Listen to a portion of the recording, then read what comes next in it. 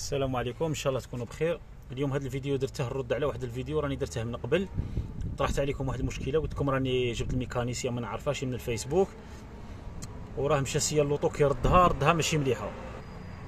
قلت لكم ولات كي ندير البريمير الموتور يدردز والفيتاس يلغشي. انا قلت بالك راه فرع عليه البواط فيتاس، بالك هو قال بالك السيبورت طردق. المهم انا ما زدتش كاع، عيطت له وما زدت كاع ما جبتهاش لخاطر قلت لكم السبته هذا الفلتر هذا راه ما رداش لهنايا وزيره عليها اللوطو قاعده بالغاز ما تمشاش، الهواء يغلب على الغاز. هو قاعد يعينها هكذاك، قاعد يفورسي عليها، زاد كلشي طرد كاع كي شغل الموتور كي يقعد يدردز سي نورمال كلشي يرتخف، هي اللوطو فيرا يزين. المهم جيت نجاوبكم على علاش كنا كي نديرو البريمير الموتور يدردز ويلاشي.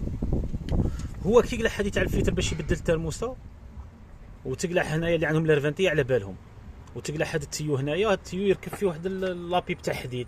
هاد لابيب تاع حديد عندها واحد الكروشيات هنايا، ها هما دوك لهيه، ها هما دوك الكروشيات يركبوا، ها هما دوك هنا هذاك البولون، هذاك زوج تاع البولونات يركبوا في لابواط. هو رخفهم باش يقلع داك الكروشي، كي رخفهم ما عاودش ردهم زيرهم باش يمشي يسييها، خلاهم هكذاك مرخوفين. البواطه ولات تزهزم بلاصتها. هذا هو الشيء اللي خلى لابواط تتحرك. ها هو دا كي قاعد يزهزمها، راني داير دروكس هنايا ساشيه ودير لي الروني فلور ودير لي كلش، خاطر اللوطو كانت تزهزم.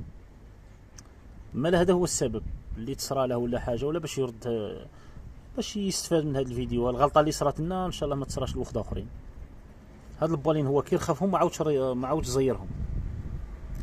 ها هو داك راني فارغ صبعي يوريكم. زوج تاع البالين يقبضوا هنايا واحد اللي عنده رونوفانتيان موتور 1.8 ولا 1.7 يفهم.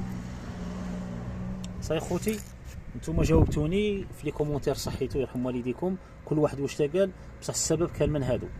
بغيت نتقاسموا الافاده، وما تجيبوش ميكانيسيان ما تكونوش تعرفوه، خاطر صعيبه قادر على حاجه كي والو يخسر لكم كلش.